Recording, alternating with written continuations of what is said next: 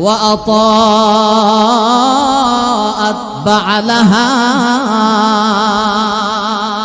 3 নম্বরের নেক আমল মা, আল্লাহ রাসূল বলে স্বামীর খেদমত করো, স্বামীর মন জুগায়া চলো। আজকাল মহিলারা স্বামীর কথা শুনে না। স্বামী যদি বলে দাঁড়াও, মহিলা বয়া তাহে। স্বামী যদি কেউ ডাইনে যাও, বেরিয়ে যায় বামে। স্বামী যদি কই পিছনে যাও, বেরিয়ে যায় সামনে। আসেনি? আরো জোরে কোন। আল্লাহর নবী বলেন 3 নাম্বার মা তোমার নেক আমল স্বামীর খেদমত করো, স্বামীর মন জুগায়া চলো। স্বামীর কাপড়টা ময়লা হয়ে গেছে ধুইয়া দাও, স্বামীর পায়ে সরিষার তেল মালিশ কইরা দাও। স্বামী কম ঝুল খাইতে পছন্দ করে, রান্না করার সময় ঝুল কম দিয়া রান্না করো। স্বামী জাল খাইতে পছন্দ করে, রান্না করার সময় জাল বেশি দিও। স্বামী বুনা খাইতে পছন্দ করে, রান্নার সময় তরকারিটা বুনা কইরো। স্বামী যেইভাবে বলে ওইভাবে যদি মা তুমি চলো, আল্লাহর তৈরি জান্নাতের 8 দরজা তোমার জন্য খোলা।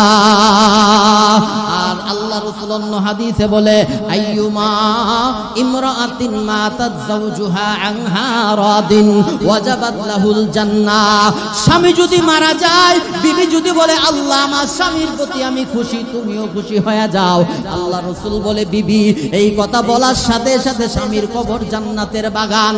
আবার বিবি যদি মারা যায়, স্বামী যদি বলে আল্লাহ আমার বিবিটা বড় বালা ছিল, আল্লাহ আমার খেদমত করতো, আমার মন জুগায়া চলতো, আল্লাহ আমার বিবি ফাতেমার উপর আমি খুশি, তুমিও খুশি হয়ে যাও। আল্লাহ রাসূল বলে মহিলা কবরে রাইখা স্বামী দোয়া করতে দেরি হয়, আল্লাহ ওই বিবির কবরকে জান্নাতের বাগান বানাইতে দেরি করে না। আপনারা কি আমার কথা বুঝতেছেন? আমার কিন্তু ওয়াজ করতে খুব কষ্ট হইতাছে, এরপরও চিল্লাইতেছি। কথা যদি না বুঝেন আর মনোযোগ না থাকে তাহলে চিল্লানো ফাও, ঠিক না? বুঝতেছেন সবাই? কথা বুঝতেছেন? কারা কারা বুঝেন না একটু হাত তুলেন তো দেখি। সবাই বুঝতেছেন?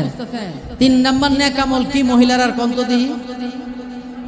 এটা মনে থাকবো, এটা তো নিজের উপর পড়ছে, লেগে এটা মনে থাকবে, ঠিক না?